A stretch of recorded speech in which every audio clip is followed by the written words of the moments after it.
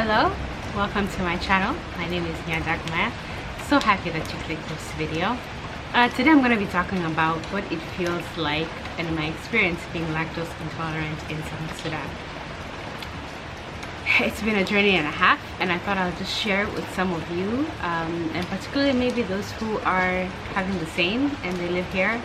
I can maybe help you also as well, where you can get some products like dairy-free yogurt, dairy-free milk, dairy-free, all of this, and some of the things I've been able to do with those. So I think it will be a great sharing experience. Let me fix my seat a little bit. There we go.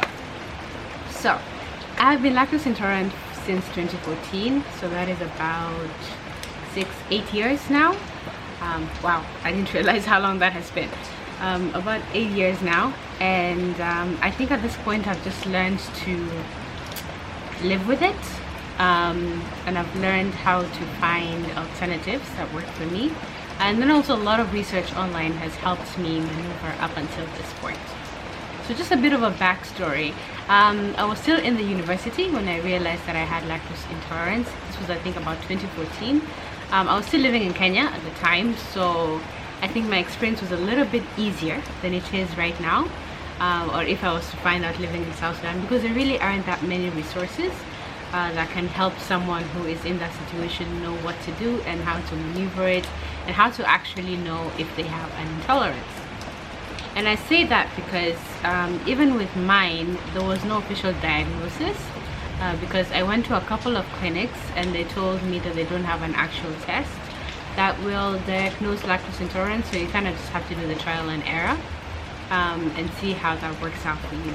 So I don't know now, maybe it might be different. This was 8 years ago, so if any of you know places that can actually diagnose lactose intolerance, I think that would be great. It would be a great resource for other people, so please leave it down in the comments, and I would love to share that with other people who can be able to benefit from that resource.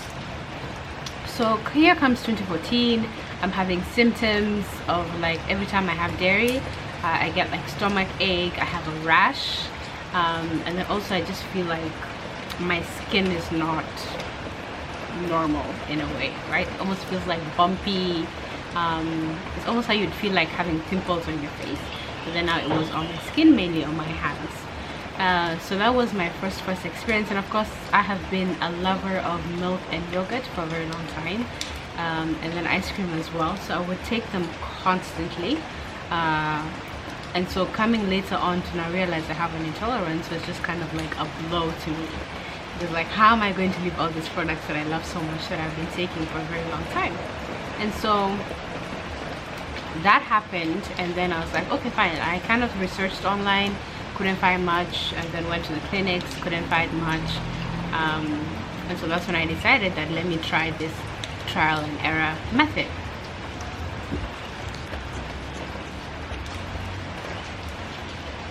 So I started this trial and error method in 2014. So what I did was that for like a month I would have dairy, see how I felt, and then for like another month I would stop taking dairy and then see how I felt. So of course I saw the difference, and then within a couple of months, then now I was okay, now I'm sure that I actually do have a problem.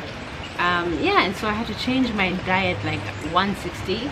Anything that had dairy in it I couldn't consume. Cake was a bit of a leeway, because I think maybe through the baking and everything the lactose has kind of seeped in, so it wasn't so potent, but then for a lot of things I just had to quit cold turkey.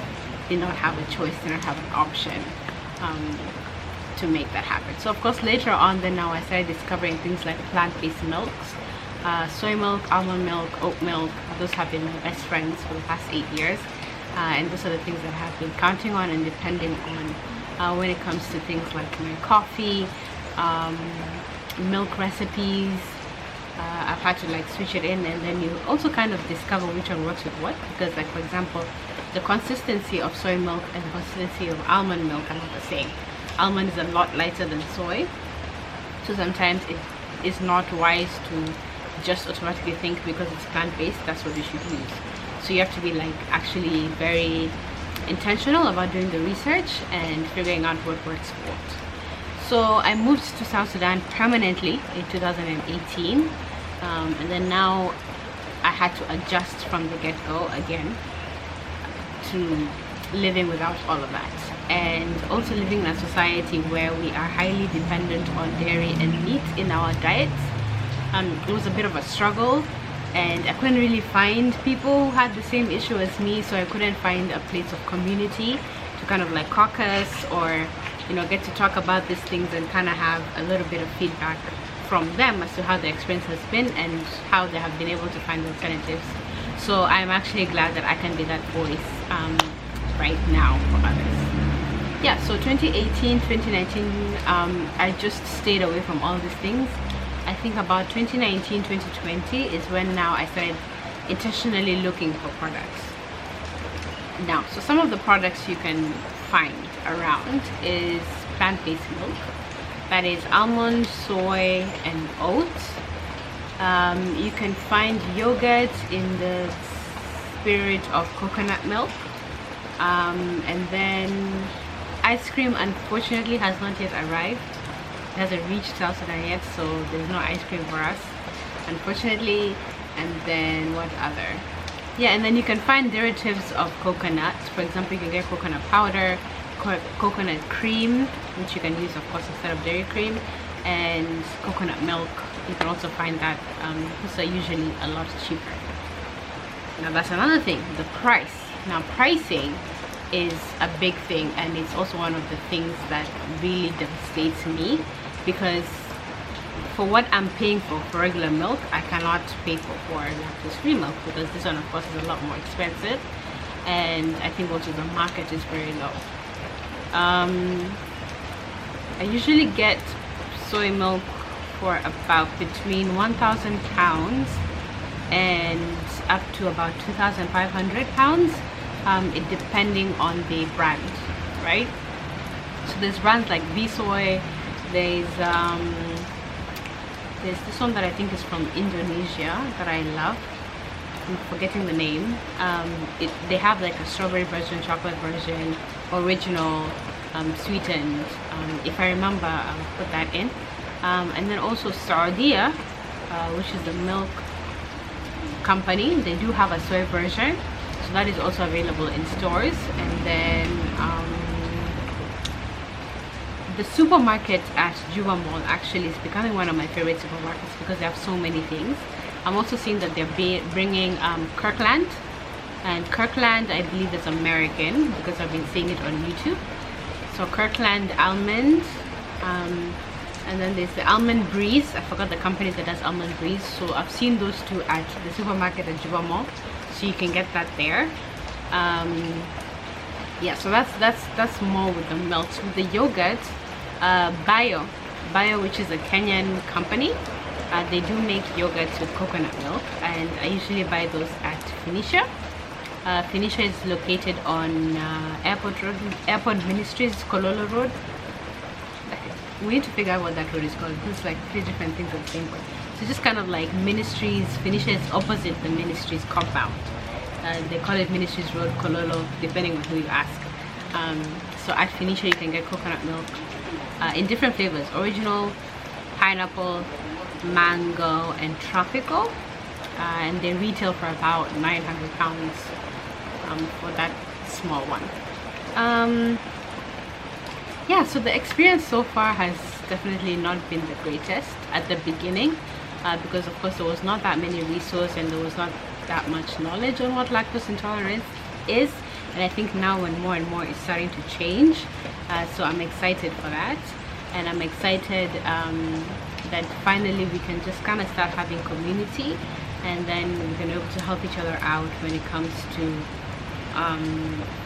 finding solutions, but also what exactly does lactose intolerance mean for people who have not experienced it, don't have family members who have experienced it, and may not know what that means, right? It's not just we don't want to drink milk, or we're being bougie, or we want to drink plants. You know, for someone who's vegan, it's a choice to be vegan. For someone who's lactose intolerant, it's often not a choice. Like, this is just a situation that has befallen us, and we just have to, you know, take it a day at a time and find alternatives that will allow us to still go on with our daily lives and some of the foods and drinks that we love and enjoy without having to suffer. And everybody's symptoms are different, very different, but then at the end of the day, the thing is the same, is that we don't have the choice, and we have to find these products and actually look for them, and sometimes have to pay the extra price if that means that is what we have to do in order to be able to reach these products and get these products. Yeah, so basically a summary is that my experience was not the best at the beginning, but so far so good. These are some of the products that I have been able to find. So Phoenicia, the supermarket at Juba Mall, those are two of your best friends if you're lactose intolerant. And then also just research and find recipes online. Some of the recipes that you love, you can alternate products, and you can still get the most out of it for all of that. So I really do hope that this was a little bit helpful to people who particularly live in Juba and have a lactose intolerance issue. There is hope for you. There are products for you out there. Again, those two supermarkets are your friend. Make use of them. Sometimes you have to pay the extra price. It's not fun, but you know, it is what it is at the end of the day. And the more and more we're able to shine light on this, the more and more people can be able to understand that there actually are people with real problems outside here, and we are actually suffering through this. So that's it for now. If you have any more questions, please put them in the comment section. I'll be more than happy to help you out where I can, or I can try and find other people who can also do their own referrals. Maybe if I can, in the future, if I can find a doctor maybe who knows more about that, that would be great. Let me know if you'd want to see that video. Maybe getting it from just a medical perspective, I think would also be very helpful. So if you're interested in that kind of a video, also do let me know in the comment section below, and I will do my best to be able to try and make that happen. It's a beautiful day in Juba, so I'm just gonna go outside and enjoy the coolness. We don't get it a lot. And just, you know, enjoy it. Like, just have a little bit of a wusami session after these hot days that have passed. So I hope you have a great day or great night whenever you're watching this. Don't forget to like, comment, and subscribe. Definitely join the Nyadagmaya family. I'd love to have you. Say hi in the comment below. I'm ready to say hi and reply to everybody. My social media pages are not on, so I'm not going to plug them. But whenever they're back on, maybe I'll plug them again. Yeah, thank you so much. I'll see you in my next video. Bye.